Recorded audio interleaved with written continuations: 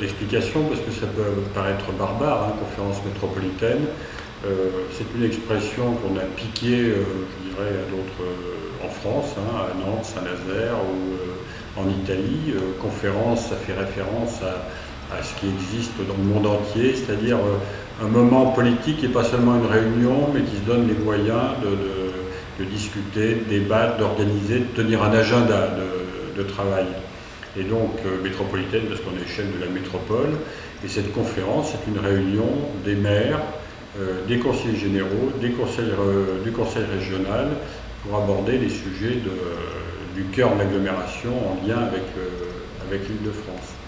Alors, d'abord un mot là, c'est pas évident, c'est quelque chose qui là aussi est une nouveauté, hein, ça s'est jamais fait. Les maires du cœur de l'agglomération dans l'histoire se réunissaient jamais, sont jamais réunis, à part peut-être des événements d'association des maires, mais ensemble se réunissaient pour parler des enjeux politiques qui sont communs. On a proposé ça, le maire de Paris a proposé ça dès 2001, pas sous cette appellation, hein, mais dès que nous avons été élus, et il a fallu 5 ans de gestation pour arriver à cette création, qui n'est pas une création parisienne, ça c'est très important, c'est une décision d'une quinzaine d'élus, une quinzaine de maires, plutôt des maires, hein, de toute tendance politique à ce moment-là, en 2006, pour créer cette conférence métropolitaine qui s'est réunie pour la première fois avant le 7 juillet 2006. Pardon. Donc le bilan, il est d'abord il y a un bilan politique qui se dit lui-même quand on le formule. Ça peut paraître même tout à fait aberrant pour les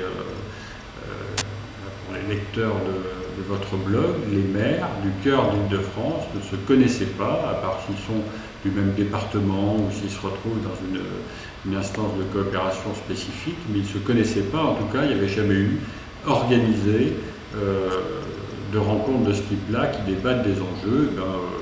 On va peut-être rentrer dans le détail, mais c'est les déplacements, c'est le logement et l'habitat, c'est le développement économique. Donc, en soi, c'est déjà extrêmement important. C'est bien que pour faire des politiques cohérentes, il vaut mieux se parler, se connaître, essayer d'avoir un langage commun, ce qui est d'ailleurs un vrai sujet, puisqu'on sait bien qu'il y a une vraie division entre Paris et la banlieue, et qu'entre la banlieue elle-même, ou entre les banlieues elles-mêmes, il y a des points de vue très différents, et des situations d'ailleurs qui sont très très différentes entre Neuilly et Aubervilliers. On pourrait prendre des tas d'autres exemples.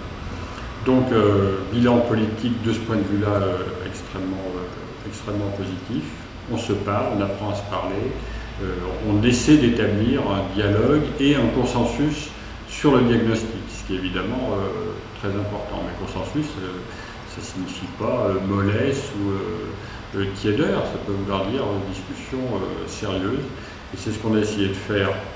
D'abord, la première session autour d'un point de vue politique, pourquoi on est là, qu'est-ce qu'on veut, qu'est-ce qu'on cherche, qu'est-ce qu'on essaie de créer, donc je pense que je viens d'y répondre un peu.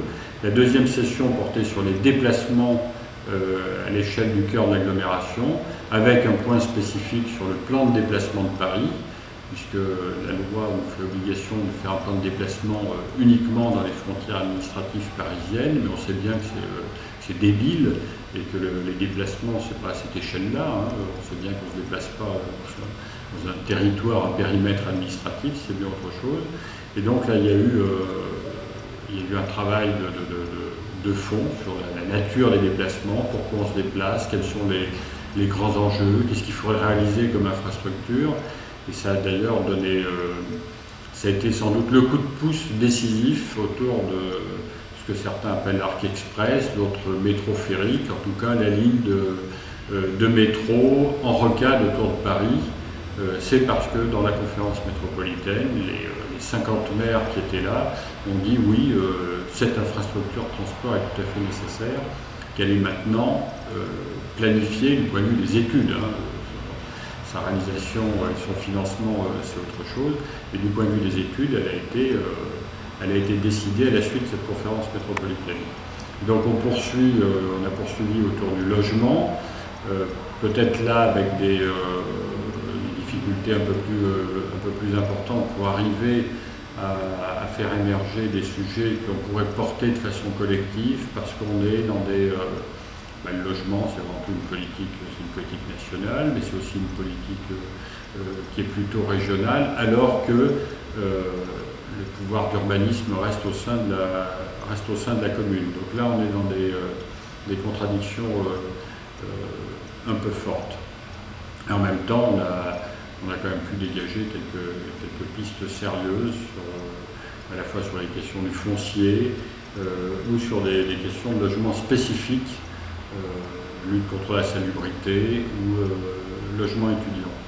Et puis la prochaine conférence métropolitaine portera sur le développement économique en septembre, le 25 septembre à Paris.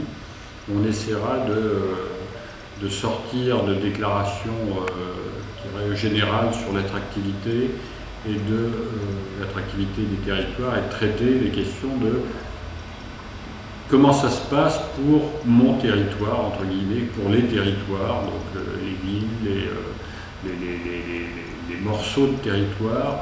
Qu'est-ce que le développement économique apporte? Quelles sont les difficultés? Pourquoi parfois il y a du développement mais l'emploi ne suit pas? Quelle est la nature de ce développement? Est-ce qu'on fait du tout bureau, du tout tertiaire? Est-ce qu'il y a d'autres développements économiques à soutenir, à pousser collectivement, monter des filières? Et puis les questions de la formation qui sont essentielles.